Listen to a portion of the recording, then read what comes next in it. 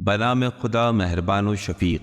اے نبی، جب آپ عورتوں کو طلاق دیں تو انہیں ان کی عدت کے لیے طلاق دیا کریں، اور پھر عدت کا حساب رکھیں اور اللہ سے ڈرتے رہیں جو آپ کا رب ہے، اور زمانہ عدت میں نہ انہیں گھروں سے نکالیں اور نہ وہ خود نکلیں، الا یہ کہ کسی شرمناک برائی کا ارتکاب کریں، اور یہ اللہ کی حدیں ہیں، اور جس چیز نے حدود خدا سے تجاوز کیا تو اس نے خود اپنے اوپر ظلم ڈھایا۔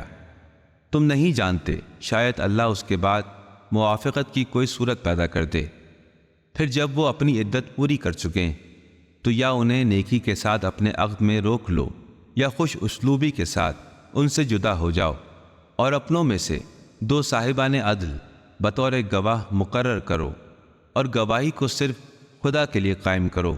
یہ ان کو نصیحت کی جا رہی ہے جو خدا اور روز آخرت پر ایمان رکھتے ہیں، اور جو اللہ سے ڈرتا ہے تو اللہ اس کے لیے نجات کی راہ پیدا کر دیتا ہے، اور اسے ایسی جگہ سے رزق دیتا ہے جو اس کے وہم و گمان میں بھی نہیں ہوتی، اور جو اللہ پر توکل کرتا ہے تو اللہ اس کے لیے کافی ہوتا ہے۔ بے شک اللہ اپنا کام پورا کر کے رہتا ہے۔ یقیناً اللہ نے ہر چیز کا ایک اندازہ مقرر کر رکھا ہے۔ اور تمہاری عورتوں میں جو عورتیں حیض سے مایوس ہو چکی ہوں، اگر تمہیں کوئی شک لاحق ہو تو ان کی عدت بھی 3 مہینے ہے، اور یہی حکم ان کا ہے جنہیں ابھی حیض نہ آیا ہو۔ اور حاملہ عورتوں کی عدت کی حد یہ ہے کہ ان کا وضع حمل ہو جائے، اور جو اللہ سے ڈرتا ہے تو اللہ اس کے معاملے میں سہولتیں پیدا کر دیتا ہے۔ یہ تو اللہ کا حکم ہے جسے اللہ نے تمہاری طرف نازل فرمایا ہے۔ جو اللہ سے ڈرے گا، اللہ اس کی تمام برائیوں کو اس سے دور کر دے گا اور اس کو بڑا اجر عطا کرے گا۔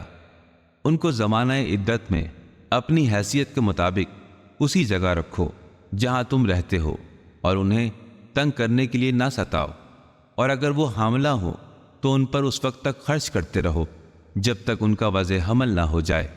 پھر اگر وہ تمہارے لیے بچے کو دودھ پلائیں تو انہیں ان کی اجرت دو، اور بھلے طریقے سے اجرت کا معاملہ طے کر لو۔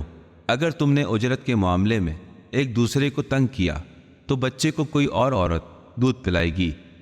خوشحال آدمی اپنی خوشحالی کے مطابق نفقہ دے، اور جس کو رزق کم دیا گیا ہے تو وہ اسی میں سے خرچ کرے جو اللہ نے اسے دیا ہے۔ اللہ نے کسی نفس کو جتنا دیا ہے اس سے زیادہ کا مکلف نہیں کرتا۔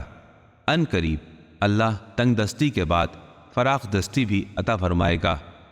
وہ تیری بستیاں ہیں جنہوں نے اپنے رب کے امر اور اس کے رسولوں کے حکم سے سرتابی کی، تو ہم نے ان کا نہایت سخت محاسبہ کیا، اور ہم نے انہیں انوکھے عذاب میں گرفتار کر دیا۔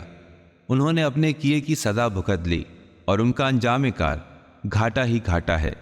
اللہ نے ان کے لیے سخت عذاب مہیا کر رکھا ہے۔ اے صاحبان عقل ایمان لانے والو، تم اللہ سے ڈرو۔ اللہ نے تمہاری طرف ذکر کو نازل فرمایا ہے، ایسا رسول جو تم پر اللہ کی واضح آیتوں کی تلاوت کرتا ہے، تاکہ ان لوگوں کو جو ایمان لائے اور اعمال صالحہ بجا لائے اندھیروں سے نکال کر روشنی میں لائے، اور جو بھی اللہ پر ایمان لایا اور عمل صالح بجا لایا اسے اللہ ایسے باغات میں داخل کر دے گا جن کے نیچے نہریں رواں دواں ہیں، وہ ان میں ہمیشہ کے لیے رہیں گے۔ اللہ نے ایسے شخص کے لیے بہترین رزق مہیا کر رکھا ہے۔ اللہ وہ ہے جس نے 7 آسمان بنائے اور زمینیں بھی اسی جیسی بنائیں، ان کے درمیان حکم نازل ہوتا رہتا ہے تاکہ تم جان لو کہ اللہ ہر چیز پر قدرت رکھتا ہے، اور اللہ نے اپنے علم سے ہر چیز کا احاطہ کر رکھا ہے۔